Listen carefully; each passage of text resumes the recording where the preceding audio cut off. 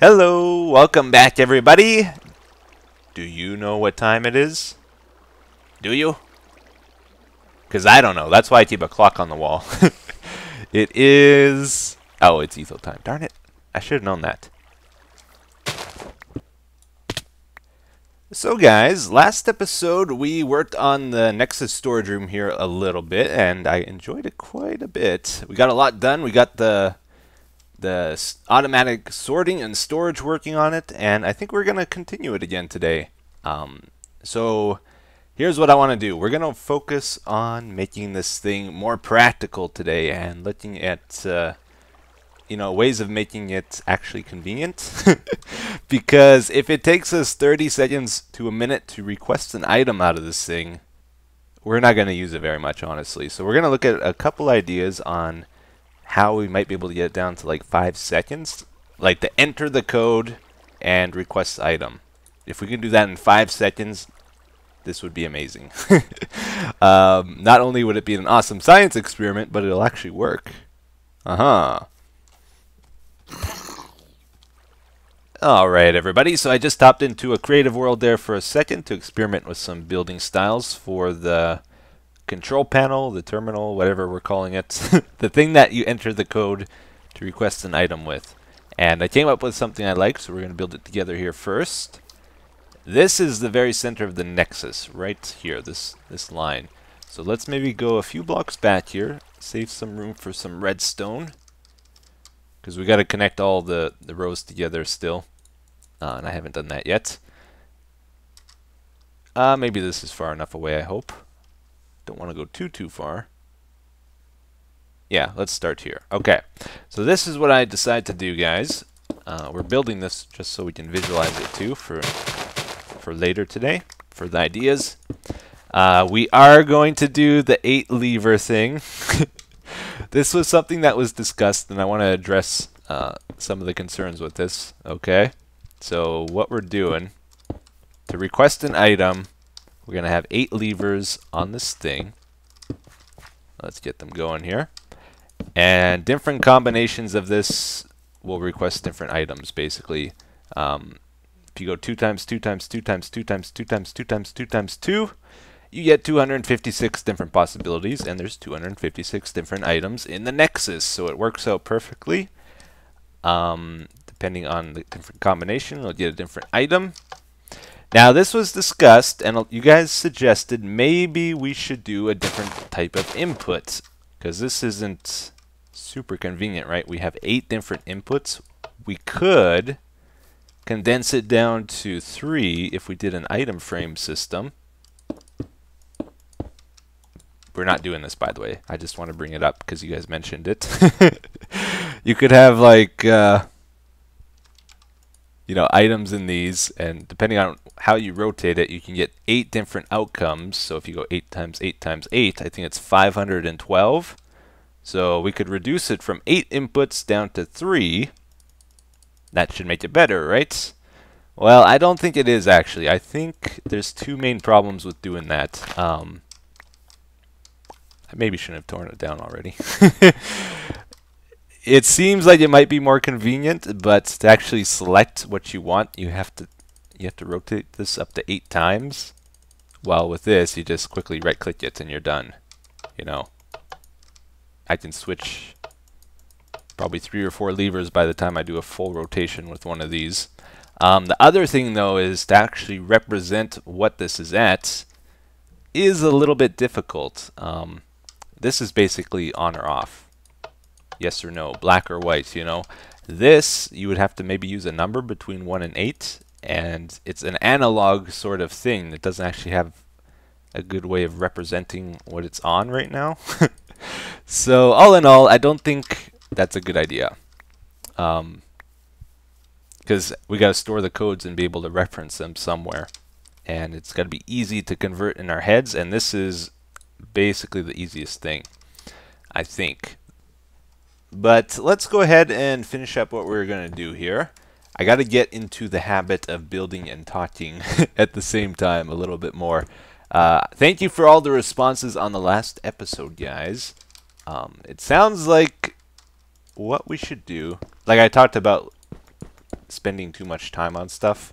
And the consensus I seem to see in the comments was that we should maybe do more stuff on camera, like build on camera a little bit more and that kind of thing. If I could build and talk at the same time, I would be so happy. I struggle though. You might notice sometimes I'll be building and then I'll get into explaining something and I just totally stop building. It's like I can't do both at once. Here, let's explain something else here. So I'm going to have a lever in the middle, and this is going to be like an easy switch for this whole thing. This is going to activate the clock that will start pulsing and requesting items from there. So every time the clock goes, it's going to request one item basically. And then when we're done, we flip it back up and then it stops.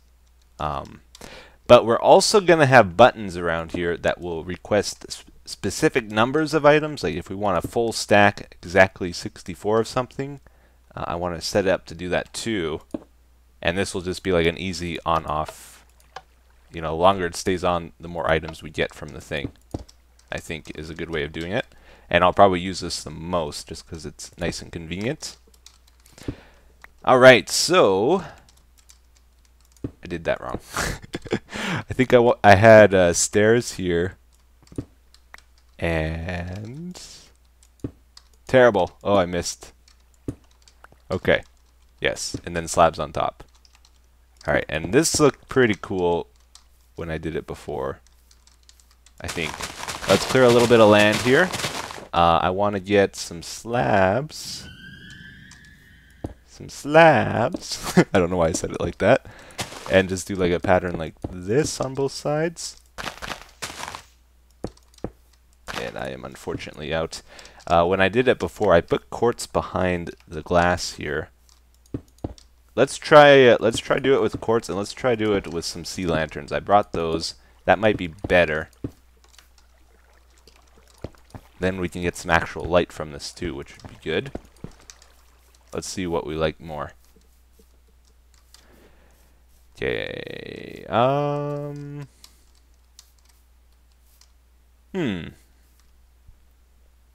I'm not sure. What do you guys like more, the sea lanterns or the quartz? I almost like the quartz more just because it's cleaner. Okay, everybody, so this is the look I decided to go with. I hope you guys like it. We'll go with a different floor, though. I just put this here because it's better than grass, right? For right now, I hope.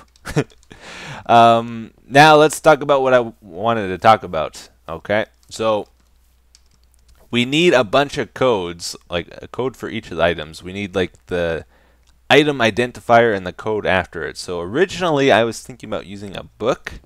We could do something like this, for example, where we have the code and then the item name, right?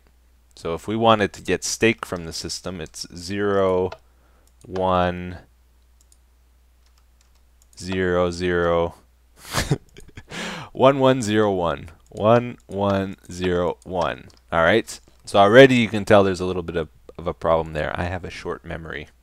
And then what we do is just flip this down. We could get steak and then flip it back up when it's done, or we could hit a button either at the top left or top right. Like if we want a stack of steak, there'll probably be a button for that. You just hit that and then the items will get delivered to us. Haven't decided how I want to do that. Either they'll pop out of the floor or fall from the ceiling nearby here, or maybe we'll put them in a chest and there'll be an option to send the items in the chest back to the overflow chest, and then they'll go back into the system if we don't take them out. Maybe. But this obviously has a few problems. So I think the best way of displaying information in Minecraft in the most condensed possible way is actually maps. So let's try this out. Because the map is 128 by 128 pixels. That's a pretty high resolution. And what did I do with my item frames? I think I got rid of them. Let's grab an item frame real quick. And I gotta sleep here too, probably. Yeah, okay. So when you put the map in the item frame, it doesn't get downscaled or anything. It actually keeps the resolution 128 by 128. So we could, for example, have item frames all along the top here or somewhere nearby and have the map there. And bam, look at that, all the pixels. You can see every single one. So we can draw stuff, set up an area somewhere where we draw out the items and then the code for them. Now, keep in mind, guys, this is not a great example, but it does kind of show how this could work. Terrible color choices, but you can see I got purple and white over there. And we can see it pretty clearly on our map, but I would want to make it a bit bigger, I think. But we can see white and purple dots on here. We could use that as a code. Probably white and black, though, or something. For some reason, I got the white as the off and the purple as the on. And we have our exact same code for the stake that we had in our book here, right? So then we would just need an identifier next to it, like either in text the word stake, or we could try to draw the stake icon here next to it. So we could have like a bunch of identifiers with the code next to it all the way down. It's 128 by 128. That gives us, if we divide it by 16, that's 8 pixels tall for each item. We would have free. If we split it in half, like a line down the map here with 16 items on this side, 16 on this side, that's 32. We would only need 8 maps. So one here, here, here. That would show us all the items in our system and the code for each of them. Readily available, you just walk up and look at it. Since everything's arranged in groups, it would be pretty easy to find stuff, I think. And within this screen, we would be able to see everything we need. So I think that's a powerful way of doing it. It would be a big pain to set this all up, but I think it's the best way of doing it. So I think that's what we'll go ahead with. Cha-ching! You know, I feel like I'm a reasonable guy, to be honest, but there's just way too many of you. There's like 10 of you in our village. We don't need 10 purple coats.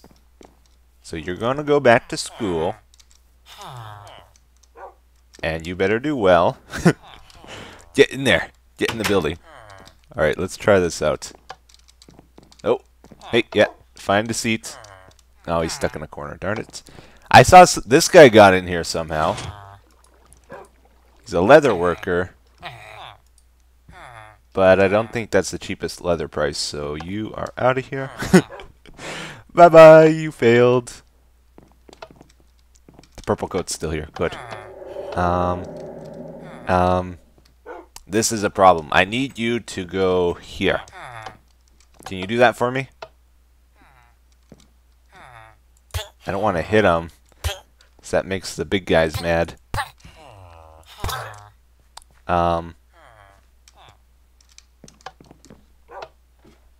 Good, I was alone. We don't have any villager police, right? I think we're good. We're cool. Let's get out of here.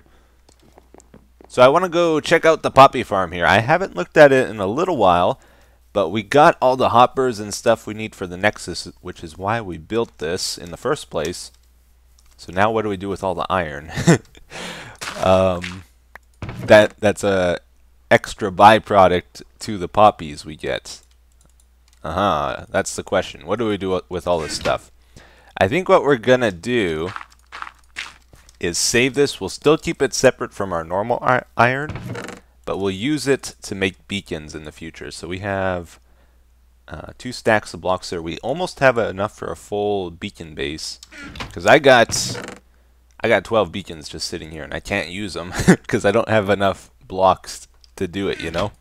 So I think that's what we'll do in the future with all this dirty iron, and start setting up beacons around our world.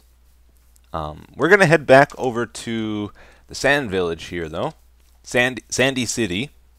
Let's see. I think what I want to do... the man cave is over here. We got the path. Maybe what we'll do is just plan to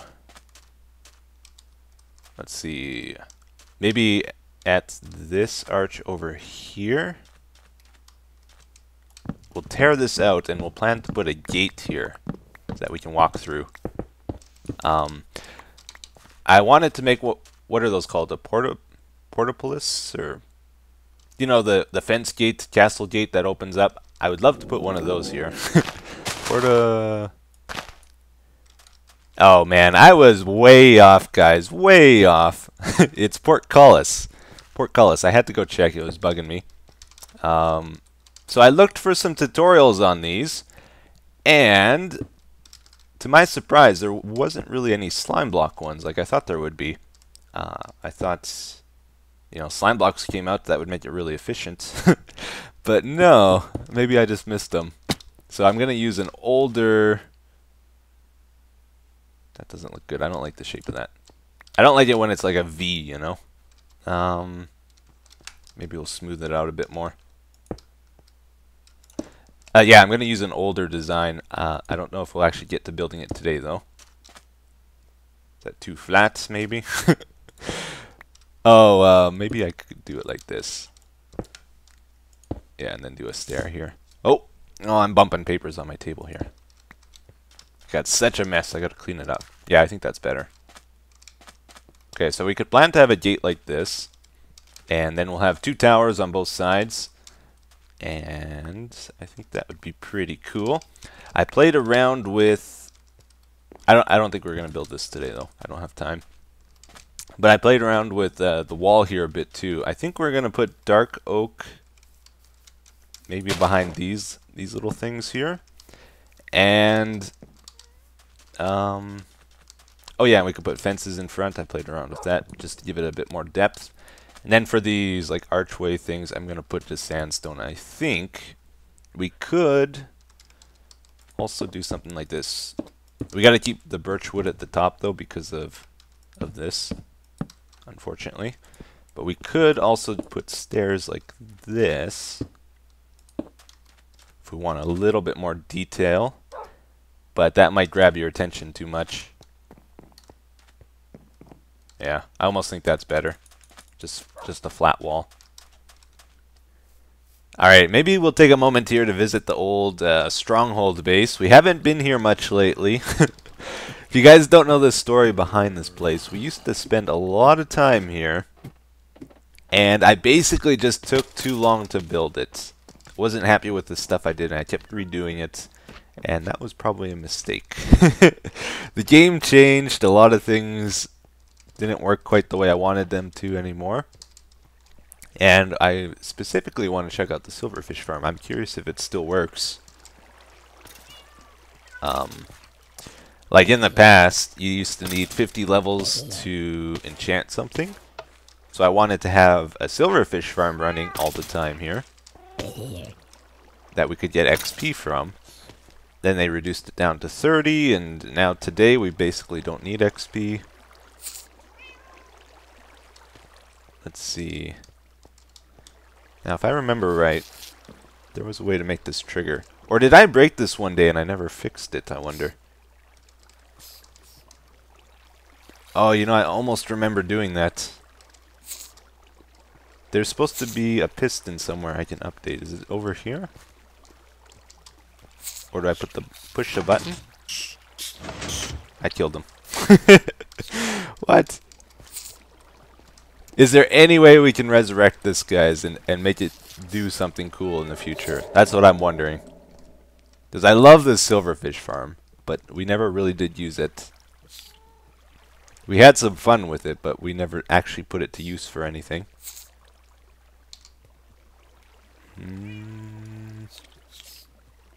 Doesn't look like they're going in the blocks. Okay, I just gave this a look over, and there's for sure some redstone missing.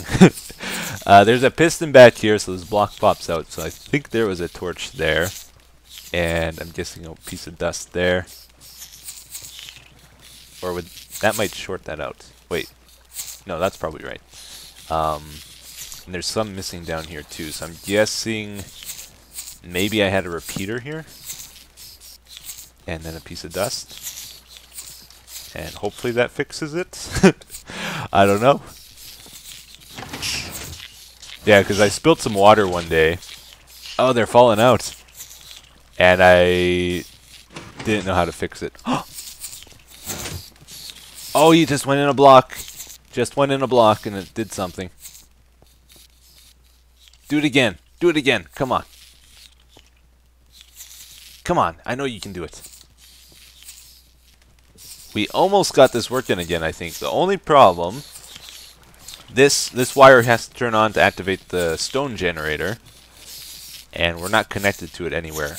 I'm guessing I had it like this before, but like you can't send redstone down through a stair unless it was different in the past. I don't understand. What did I do here? This doesn't make sense. We could try this. This is like solving a puzzle. Puzzle of the past. That might do it.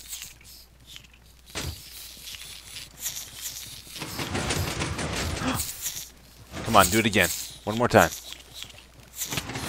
Oh man, we got 2 in a row there. 2 in a row, guys. For some reason... This is weird, actually. It's like reverse now. Oh man. Okay, so in the past, you had to walk far away from this thing for it to work. Okay, just triggered again. And it seems to work when I'm up close to them now. Like you had to be, I think, 16 blocks away from them for them to enter into a block. And now I can be right next to them for some reason. But yeah, it's working. I might have to adjust the timing, but it's working now. That is cool. Yeah, so if you got any fun ideas for what we could do with the silverfish, let me know. Off the top of my head, I'm thinking maybe that arena we're building, if we could send them there and incorporate them into the fight somehow, that would be cool. Anyway, let's get to our comment for today. It says, "Hey Etho, if you spend most of your time building, use MC Edit to build for you. But when building the initial part to copy, work out the resources required and every time you use it to make a section, throw away that amount of blocks." So this is in response to episodes taking too long. And I don't think we're ever going to do anything like that. I think that would change the series too much if we started using third-party programs to build for us. And I should probably clarify something. It's not that building, like actually placing the blocks, takes a long time. It's the designing of the building that takes the most time. And running back and forth collecting things. So hopefully when we get the storage room, the Nexus, up and running, that'll help a little bit. But yeah, I don't think we'll ever do that. But thanks for the suggestion. But with that, I think we're going to wrap up our episode for today, guys. If you have any ideas for the things we've done, let me know in the comments. I do check them. And I will see you in the next one. Take care. Have a good day. It still works. Bye-bye.